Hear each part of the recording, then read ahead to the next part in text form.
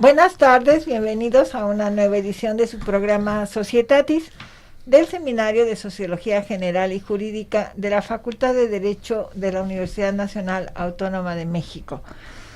Nuestro reconocimiento a nuestra directora, la doctora Sonia Venegas Álvarez, a la secretaria general, la maestra Sara Miss Palma León, del canal Yus Multimedia, a Eduardo y a Rafael, y del seminario a Daniel, a Gaby, a Abraham y la maestra Amparo. Todos ellos nos dan la posibilidad de estar cada semana con ustedes en una nueva edición de su programa Societatis. En esta ocasión nos acompaña la maestra Juana Feria Pascual, a quien agradezco infinito que nos haya aceptado venir a conversar con ustedes este día. Y el tema que vamos a desarrollar con ella es el régimen penitenciario y los derechos humanos en los grupos vulnerables.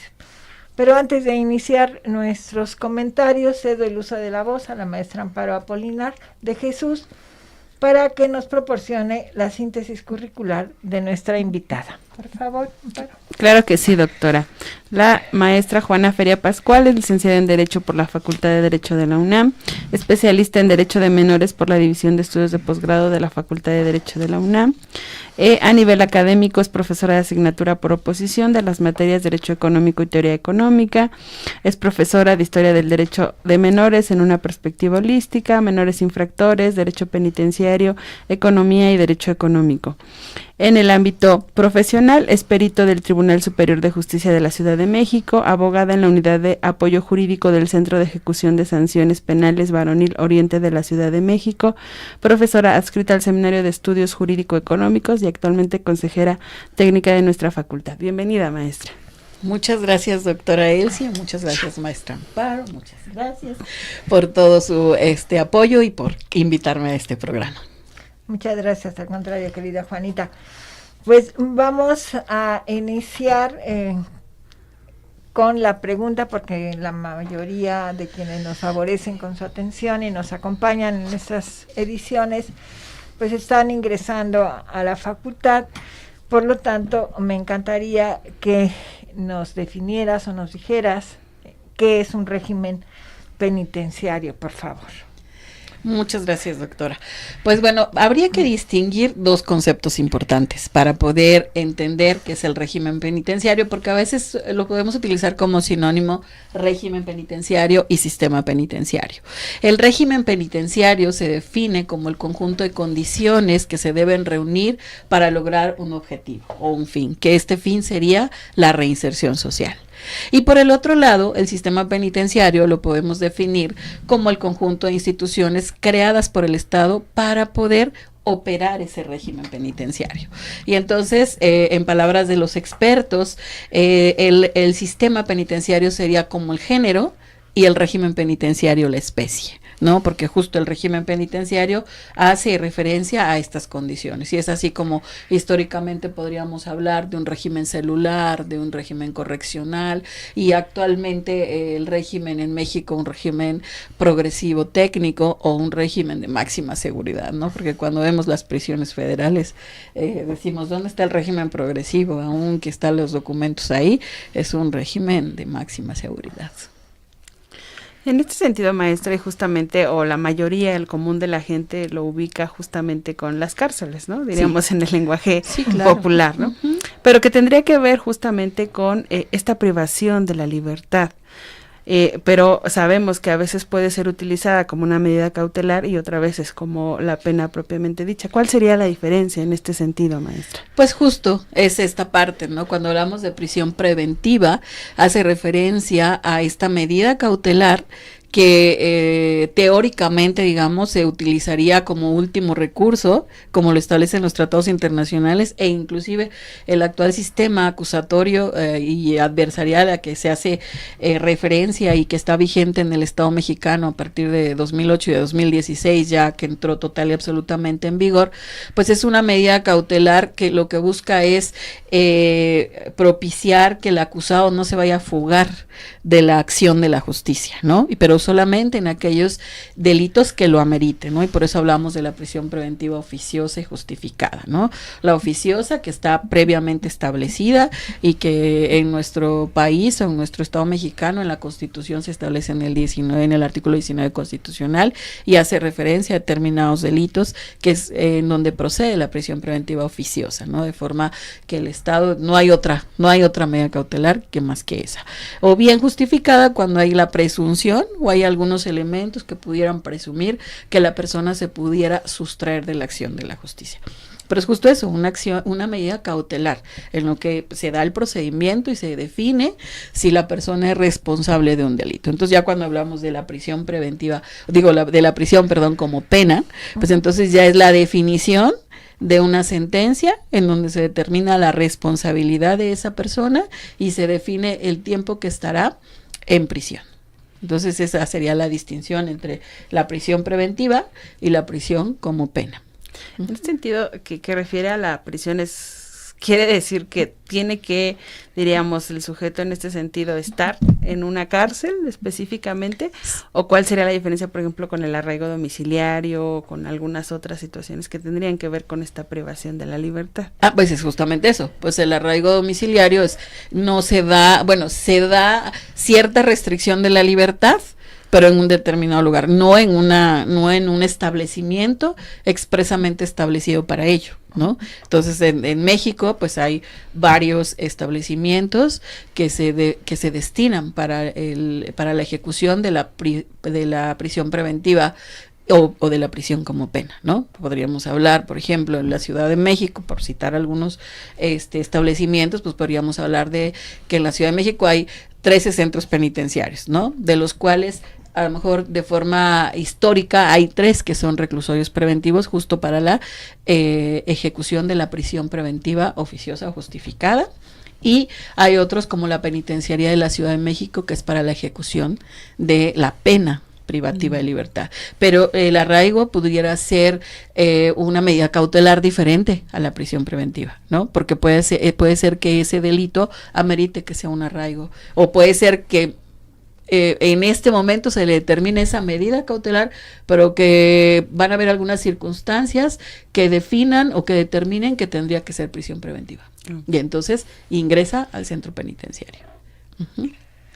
Pero en este sentido, en lo personal tengo la sensación que se está incrementando de alguna manera exacerbada en la prisión preventiva o la oficiosa. Uh-huh. Entonces, porque lo han justificado señalando que son delitos graves, pero ahora ya nos preguntamos, casi todos son delitos graves, y que obviamente esto está causando otras problemáticas, porque en las noticias o algunos periodistas han señalado pues personas que tienen hasta 10 años o más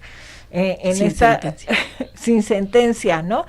Con las afectaciones a la familia, a los hijos y a todo lo demás.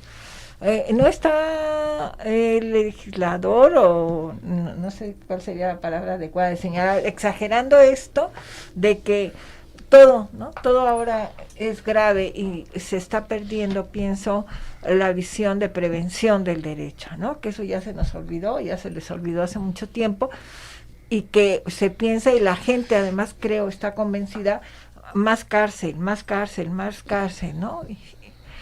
¿Cuál es tu opinión al respecto? Definitivamente, tiene usted toda la razón. La política criminal es literalmente criminal, ¿no?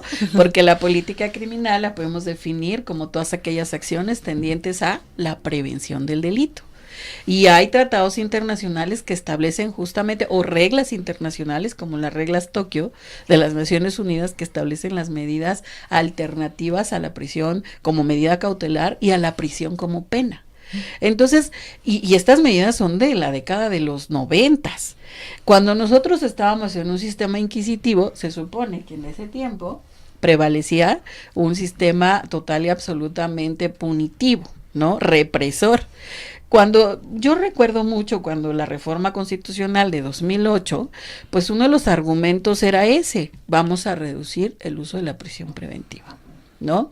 Y entonces uno que trabaja en prisiones, pues decía, ay, pues dentro de 8 años, 2008, 2016, no, pues ya no vamos a tener trabajo. Y yo decía, qué bueno, ¿no? Porque no obstante que yo trabajo en un centro penitenciario, pues se da uno cuenta de las deficiencias que hay, ¿no? Pero que eso es desde el diseño de la política criminal, ¿no? Y efectivamente, como usted lo dice, no atiende a la prevención del delito.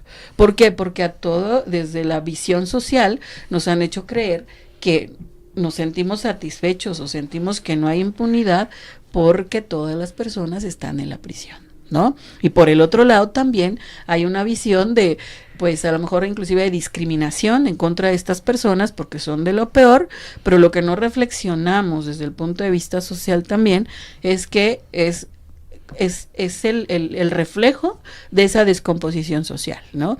Y yo también he observado que a través de este nuevo proceso, ¿no? Que ya ahorita ya no es tan nuevo, ¿no? Yo decía, bueno, pues bueno, está bien, ¿no? Pues ya no va a haber tanta aplicación de la prisión como medida cautelar, de la prisión preventiva, ¿no? Porque vamos a buscar alternativas, porque etcétera. Pero desafortunadamente, ¿no? Y yo creo que eso es parte de los legisladores, de los diseñadores de la política, en donde, bueno, encontramos que desafortunadamente no se previene el delito. No se cumplen con los principios de la reinserción social antes readaptación, antes de la reforma de 2008 también. Entonces, como no se cumple con todo esto, pues ¿qué vamos a hacer para que la sociedad no diga que no estamos cumpliendo y que el Estado no está cumpliendo? Pues vamos a reprimir, ¿no? Vamos a hacer reformas en las que si habían poquitos delitos que ameritaban la prisión preventiva, la medida cautelar de prisión preventiva, oficiosa, bueno, ahora vamos a ampliar ese catálogo.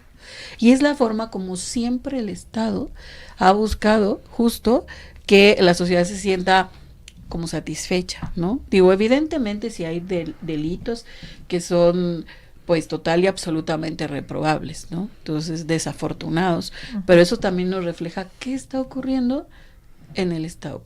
Tendríamos que revisar educación, respeto a los derechos humanos, toda esta serie de cuestiones que de alguna manera implican el hecho de que una persona cometa delitos, ¿no? Y que no estamos atendiendo realmente a la parte de la prevención, como usted, doctora, lo hace o lo dice tan acertadamente. En ese sentido, maestra, no solo ampliar el catálogo de delitos, sino también el número de años de privación de libertad. Sí. ¿Ahí qué pasa? ¿Cuál es la perspectiva en ese sentido, desde su opinión? Claro, es igual, ¿no? Es represión, más represión, ¿no? Si bien es cierto, el Código Penal, por ejemplo, la Ciudad de México establece que el máximo de la privación de la libertad son 70 años, ¿no? O sea, ¿quién vive eso primero? ¿No? Claro. Para empezar, digo, bueno, porque no, afortunadamente, ¿verdad? Porque tampoco hemos bajado la edad de la responsabilidad penal. Digo, ahí hay un paréntesis que tendríamos que hacer, por ejemplo, con los adolescentes en conflicto con la ley penal, que bueno, o sea, es un tema también un poco aparte, pero que, bueno, vemos que la responsabilidad como adultos inicia a los 18, ¿no? Y en las prisiones de adultos, pues bueno, encontramos personas mayores de 18 años, ¿no? Pero pues quién, o sea, tendrían que entrar, y sí, desafortunadamente hay personas que cumpliendo la mayoría de edad ingresan a la prisión, ¿no? Y es muy desafortunado porque es la juventud, porque su vida la viven ahí, ¿no? Y eso de hacer o de tipificar los delitos con sanciones más severas, ¿no? Es igual, o sea, es la misma visión, ¿no? O sea, mira, estoy sancionando, fíjate, ya estoy castigando más, o estoy poniendo sanciones mucho más amplias, mucho más largas, ¿no? Si antes eran 50 años, pues bueno, le voy a dar 60. Pero más resulta que esta persona, pues tuvo a bien cometer 2 delitos en diferentes momentos, ¿no? Entonces ahora se los vamos a hacer consecutivos. Por eso encontramos en las prisiones penas tan exageradas, ¿no? 120 años, 100 años, entonces, pues bueno, pues, nos va a quedar a deber. ¿No? O sea, porque desafortunadamente es eso, pero sí, o sea, yo les digo a mis alumnos, luego les digo, bueno, es que, por ejemplo, si nosotros tenemos la mala fortuna de sufrir o ser víctimas de un delito, desafortunadamente, pues a veces sí pensamos en cuestiones muy represoras, pero ¿qué tendríamos que hacer para prevenir el delito, ¿no? Nosotros estamos pues haciendo ese análisis, ¿no? Para prevención del delito. O sea, la visión estatal es desde el momento en que se hace la reforma y se incluyen más delitos a prisión preventiva oficiosa, pues evidentemente también la pena ha subido. Entonces esa parte no es lo ha subido en el sentido de que se haga has hecho más severa la sanción, ¿no? Si eran 20, pues ahora le pongo 30. Entonces, pues menos, ¿no? Entonces, y no atendemos a la parte de la prevención. Yo creo que si atendiéramos a la prevención, este país funcionaría mejor. Claro. ¿No? Aquí, maestra, en este sentido me surge una inquietud. Sí, bueno, ya tenemos que se aumentaron las penas y que se pueden acumular en una cierta condena. Pero no sé si sería el término adecuado decir, pero en cuanto a calidad de vida dentro de la prisión que esa persona va a tener ahí, ¿no? Porque al final, pues es el resto de sus días en prisión, pero si no se le brindan las condiciones que justamente lo que usted decía, ¿no? Para lograr el objetivo, educación, deporte o alguna situación que, pues de alguna manera sea más llevadera, pues no solo sería el hecho de habérsele privado de la libertad, sino también en cuanto a la calidad de vida, ¿no? Como doble castigo desde mi perspectiva, ¿no? Definitivamente hay un detrimento en la calidad de vida de las personas, ¿no? Si si en libertad no tenían una calidad de vida, definitivamente no la tenían. Y las previsiones jurídicas ahí está un artículo 18, ¿no? Que con la reforma constitucional de 2008 estableció como medios para lograr la reinserción social, la educación, el trabajo, capacitación para el trabajo, salud, deporte. Y con la reforma de 2011 nos dice, bueno, el sistema penitenciario se fundará sobre la base del respeto a los derechos humanos, la educación, el trabajo, capacitación para el trabajo, salud y deporte, ¿no? Derechos humanos todos, ¿no? Porque tenemos, como población en general, tenemos derecho a la salud, derecho a la educación, a tener un trabajo, a elegir nosotros el trabajo que queramos, ¿no? Bueno, entonces ahí el 18 los prevé como medios para lograr la reinserción.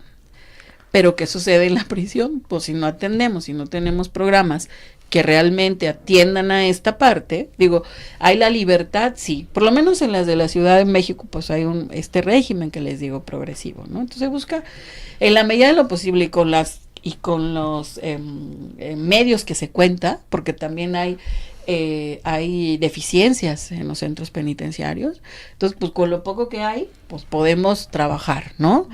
Pero no se logra esa calidad de vida a veces, ¿no? No se logra que todo lo que nos dice este 18 lo podamos cumplir, ¿no? Y realmente se cumplan con esos medios y que las personas, las que van a obtener libertad y las que están ahí, por lo menos tengan una calidad de vida el tiempo que estén en esos lugares, ¿no? Y bueno, y si pensamos en el sistema federal, pues bueno, allí tendríamos que hacer un análisis mucho más detenido, porque tendríamos que ver cuáles tienen ese régimen de máxima seguridad, en donde son 23 de encierro por una de asolearse tantito, ¿no? Entonces ahí, ¿cómo lo trabajan? ¿No? Es muy desafortunado eso. Y todavía existe, desafortunadamente. En ese sentido, y nada más voy a hacer el comentario y cerramos el paréntesis, la visión que se ha dado a que la gente piensa que esa es la solución, ¿no? Y con mucha frecuencia oímos que se pudra en la cárcel, ¿no? Pues eso no sirve para nada, le estamos arruinando la vida a alguien, vamos a pensar que hizo algo atroz, pues a lo mejor en eso, súper atroz diría yo, está bien que se queda y se pudra en la cárcel, ¿no? Pero no se dan cuenta que hay distintos parámetros y distintas situaciones. Y en esto me quiero referir, y como dije, voy a cerrar el paréntesis, a lo que hacen los medios de comunicación. Sí, en realidad, pues, la mayoría no son abogados, no conocen el derecho, y no todas las acciones se deben de hacer con el mismo criterio, es decir, dicho en otras palabras, quiere decir que si hay un delito o varios delitos, cada uno tiene una sanción distinta. Sin embargo, los lectores de noticia pues juzgan, ¿no?, lo que se ha llamado los juicios paralelos, que nos daría oportunidad de otro programa. Exacto. Lo haremos en una próxima temporada, esto de los juicios paralelos, y que la gente se queda muy contenta, ¿no? Se va a pudrir en la cárcel, o sea, yo siempre pongo el ejemplo de un homicidio y digo, pues a lo mejor hubiera servido más que respetar a su vida y no se pudiera en la cárcel. Pero vamos a cerrar ese paréntesis para irnos a lo que realmente hemos intitulado este programa. Es decir, ya vemos que las personas están, por las razones que sean, ya sea por prisión preventiva o sea por una sanción, en la cárcel. ¿Qué pasa con esos grupos vulnerables y sus derechos humanos? O sea, ¿quiénes consideraríamos o considera el sistema penitenciario como grupos vulnerables que van a estar en esta situación en prisión? Bueno, ahí podríamos mencionar pues estos grupos que se encuentran en aquella condición o un conjunto de condiciones que hacen que pudieran ser vulnerados sus derechos humanos. ¿Y cuáles serían esas condiciones o esas características, no? Por ejemplo, pues los niños, los adolescentes, las personas adultas mayores, las mujeres y bueno, los miembros de la comunidad LGBTI. Más, que no me lo sé muy bien de él. creo que sí estuvo bien. Entonces, estas personas que tienen unas características muy específicas, pues son los grupos que se constituyen en vulnerabilidad, aunque yo cuando estaba leyendo esto pensaba y decía, bueno, es que al final de cuentas, el que una persona esté privada de libertad es vulnerable, ¿no? Claro, tiene algunos elementos que le permiten defenderse, pero por ejemplo, si hablamos de las mujeres y cuando no lo vemos con visión de género, pues bueno, ahí hay otro elemento de vulnerabilidad. Los niños, ¿no? Los niños que están con sus mamás dentro del centro penitenciario. Los adolescentes que han sido sancionados por una conducta tipificada como delito y que están en los centros especializados, mayores de 14 años.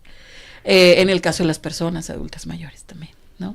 El hecho de la mayoría de edad, el hecho de tener alguna cuestión, ¿no? Que aparte de la edad, alguna enfermedad, ¿no? Y pues bueno, y la comunidad, ¿no? Los miembros de la comunidad que pudieran ser por esas características, pues también vulnerados un poco. Claro. Y también ahí entrarían pues las personas que tienen o que son portadores de VIH, ¿no? Que también son vulnerables. Pues vamos a hacer un paréntesis, querida Juanita, y regresamos para ya un poco adentrarnos en cada una de estas posibilidades que nos has enunciado. Regresamos con ustedes enseguida. Regresamos con ustedes, estamos en su programa Societatis, nos estamos ocupando del régimen penitenciario y los derechos humanos de los grupos vulnerables con la maestra Juanita Feria. Vamos en este segundo bloque a darle el uso de la voz a Abraham, que hace una labor titánica de tratar de agrupar todas sus inquietudes y las preguntas que nos hacen, bueno, que le hacen a nuestra invitada. Entonces, por favor, Abraham, si procedemos a esto. Gracias, doctora. Voy a hacer pausa para que nos conteste y podamos continuar. Gracias, Abraham. Justo bajo esta dinámica donde hemos visto la prisión preventiva, bueno, la prisión en general, ¿no? Sí. Como un sinónimo de justicia. Frente a esto, ¿qué otros medios pudiéramos tener para tratar los delitos? Justamente ahí la ley prevé, por ejemplo, la ley de ejecución de sanciones penales, la ley nacional de ejecución de sanciones penales, y el Código Penal, por ejemplo, prevé sustitutivos penales para efecto de la prisión como pena, ¿no? La medida cautelar, evidentemente, se establecen otras medidas cautelares, ¿no? Por ejemplo, la cuestión de alguna fianza, la reclusión domiciliaria, ¿no? En algunos casos, la suspensión del procedimiento, existen algunas medidas que funcionan alternas a la prisión preventiva. Y a la prisión como pena, les decía, pues el Código Penal establece la sustitución de la pena privativa de libertad por tratamiento en libertad, semilibertad, jornadas de trabajo en favor de la comunidad. Claro, cada una, sí nos llevaría más tiempo definir, bueno, a ver, para tratamiento hay estos requisitos, para así, ¿no? Pero ahí están. Y, por ejemplo, ya en la fase de la ejecución de la pena, pues hay los beneficios de libertad anticipada, ¿no? Que se prevén, se cumple cierto tiempo de la pena y se reúnen también las características o los requisitos para poder promoverlos, y se puede digamos, solamente cumplir cierta parte de la pena, pero cumplir la otra parte fuera de la prisión, porque ya cumplió con ciertos aspectos dentro de la prisión.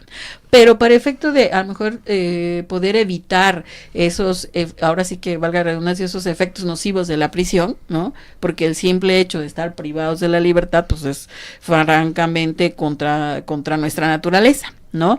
Entonces también se prevén medios alternos de solución de controversias, ¿no? La mediación, la justicia restaurativa, y que en esa parte yo creo que nos falta trabajar muchísimo y educarnos muchísimo, ¿no? Porque evidentemente algunas personas sí aceptan la mediación, pero a veces tanto de la parte de la víctima como también del infractor o de la persona que es el presunto responsable, a veces no hay esa concientización de decir, bueno, lo resolvimos así, me salvé de la prisión. O sea, no significa que la víctima sea una persona que no piensa o que no vale nada, no, sí, porque me está dando la oportunidad de que lo resolvamos así, ¿no? Pero he conocido asuntos en los que pues se encuentra la víctima y le dice, ya ves, no me hicieron nada. Entonces también esa parte es la que tendríamos que trabajar de un lado y del otro, ¿no? El que las personas sean responsables también de lo que están haciendo, y que las víctimas, porque muchas veces las víctimas también dicen, no, pero yo ¿por qué tengo que someterme a ese procedimiento? Si para mí lo mejor es, y me siento bien, siento que por lo menos un poquito de lo que me afectó, viéndolo ahí, ¿no? Entonces esa es una forma de solucionarlo. Muchas gracias. Otra de las preguntas que ha salido mucho es justo cómo, porque la mayoría de nosotros, creo yo, no conoce una prisión. Entonces, ¿cómo son precisamente las condiciones de vida que se dan en estos centros? Y concretamente, ¿qué tipos de servicios tienen ellos acceso? Por ejemplo, educación, salud y esto. Sí, bueno, es complicada la vida en la prisión, ¿no? Digo, es que el hecho de pensarlo, yo siempre toco madera, ¿no? Pero sí resulta difícil porque los establecimientos carcelarios pues resultan insuficientes, ¿no? Históricamente vemos que se han construido, ¿no? Y se construye una nueva prisión, ¿no? Como por ejemplo, un ejemplo no muy lejano, ¿no? Porque podríamos ir hasta la historia, pero vemos por ejemplo en México, ¿no? La década de los 70s, en donde en 1976 se cierra Lecumberri porque resultaba total y absolutamente insuficiente, pero además una serie de situaciones contra derechos humanos que se cometían en esa prisión, en ese momento histórico, y entonces se construyen 3 centros penitenciarios en esa década, y se busca que la capacidad, y resulta que de repente llegan a ser insuficientes, ¿no? Porque si eran para 1,500 ya tienen 3,000, y entonces esa parte pues es la complicada, ¿no? Porque los servicios, pues empieza a haber ahora sí que escasez de servicios.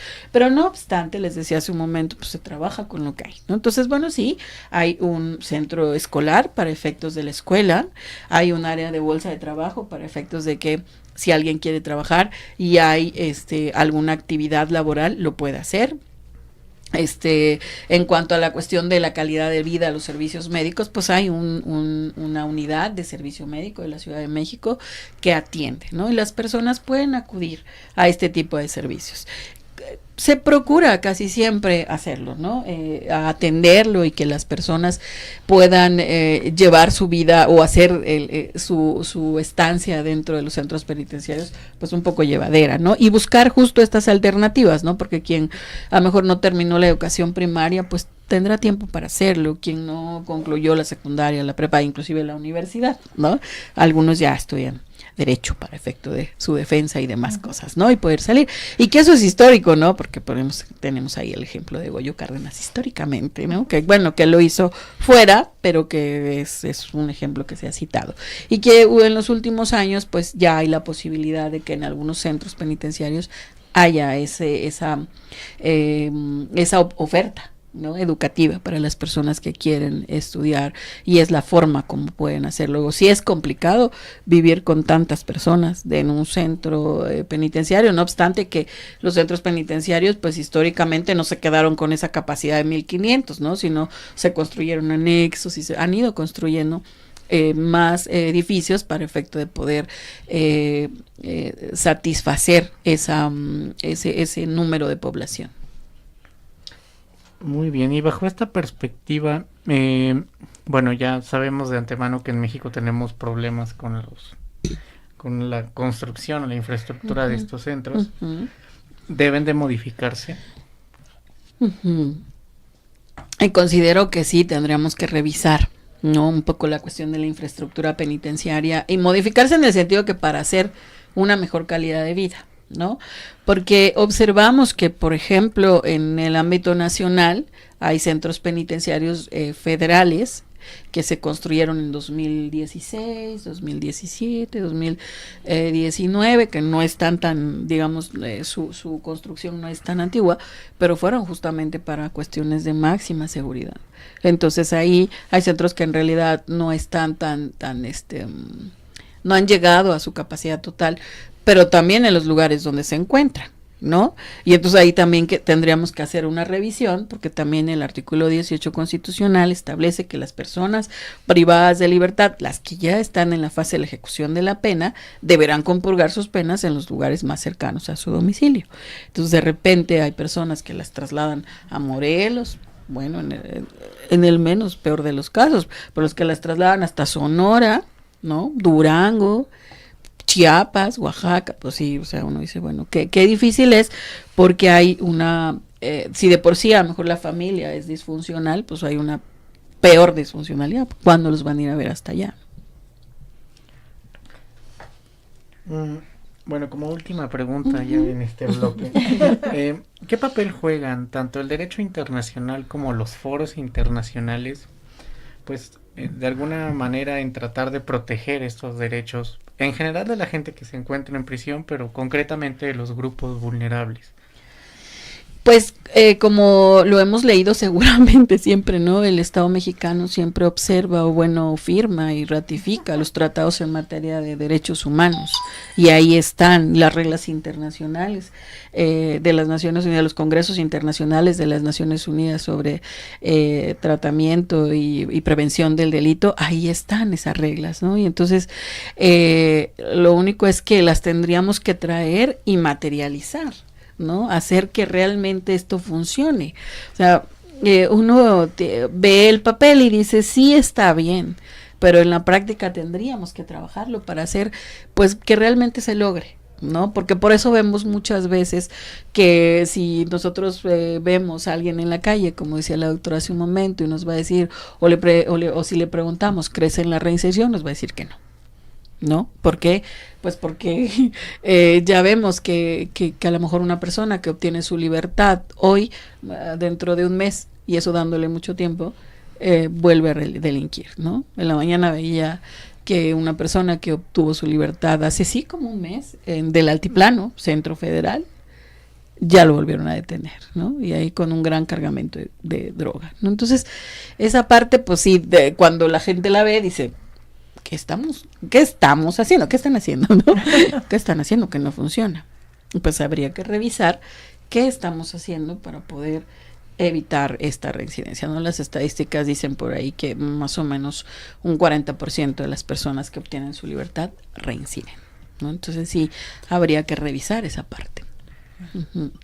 En tu experiencia, porque has estado pues, varios años en esto, ¿hay algún organismo que haga seguimiento cuando las personas son puestas en libertad precisamente para ayudarlas o apoyarlas en esa reinserción? ¿O cada quien sale ahí como pueda con sus medios? Debemos pensar, como nos has dicho, que en muchos casos la familia se desintegra. Está muy investigado que si el hombre es el que va a la cárcel, la mujer sigue yendo, pero si es al contrario, pues tristemente la dejan sola, ¿no? Sí, claro. Entonces, ¿hay organismos o hay alguna institución que haga un seguimiento? Es decir, porque el primer problema, pienso, es que no va a encontrar un trabajo, porque si vas a decir, no, y más si dices, a lo mejor si no lo dices, puede ser que lo tenga, pero si le dices, estoy saliendo de cumplir una sentencia, pues yo tengo muchas dudas de que si presentando 8,000 documentos que nos piden ahora, ¿no? A lo mejor no te dan el empleo en una circunstancia así. Entonces, en ese sentido, ¿hay una institución o hay una dependencia que haga un seguimiento o que apoye a estas personas? Formalmente, en la Ciudad de México, por ejemplo, hay el Instituto de Reinserción Social de la Ciudad de México, ¿no? Que es la autoridad encargada de dar un poco de seguimiento postpenitenciario. Claro, ese seguimiento o ese apoyo postpenitenciario es si la persona lo solicita, ¿no? Si la persona lo va y le dicen, de hecho, cuando ellos obtienen su libertad, hay la obligación de decirles o de darles un oficio que diga director del Instituto de Reinserción Social, ponemos a su disposición o a sus órdenes al señor fulanito tal o a la señora fulanita tal que hoy obtiene su libertad, que hoy cumple la pena privativa de libertad. Pero desafortunadamente a veces también ellos tienen una fase de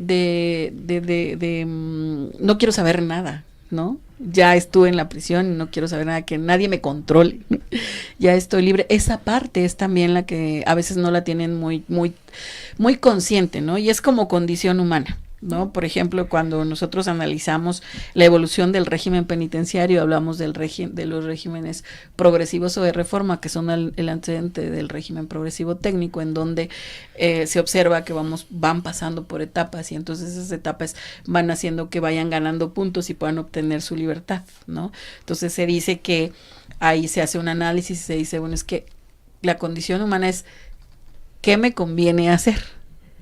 Pero a veces no estoy convencido de que lo que estoy haciendo realmente, sino porque me conviene lo hago, pero no estoy convencido. O sea, eso no quiere, por eso vemos que a veces sucede la reincidencia. Claro. Pero dice, sí voy a trabajar, sí voy a estudiar, sí lo voy a hacer para que me den el beneficio. Y cuando yo salga, pues me dedico a lo que me gusta dedicarme, ¿no? Entonces, pero hay pocas gentes que hacen eso.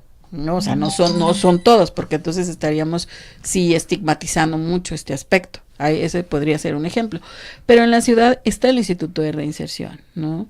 En el ámbito federal hubo ahí el establecimiento de algo parecido al instituto, que no se le denominó instituto, sino es como una iniciativa de reinserción, a efecto de que las personas que obtenían su libertad de los centros federales acudieran también a esta parte para recibir esos apoyos. Pero es solamente que ellos lo soliciten, ¿no? O sea, en la práctica se les da ese documento y dicen, bueno, sí voy, no voy, ¿no? Porque ya no estoy a disposición de ninguna autoridad. A veces yo ya no les debo nada, entonces yo ya cumplí. Es diferente también, y en esa parte yo creo que ahí sí el Estado nos ha faltado mucho de una política de ejecución de pena, porque cuando las personas obtienen su libertad a través de un beneficio penitenciario, a través de un sustitutivo penal, pues no les decimos que ellos tienen una obligación y que tienen que cumplirla.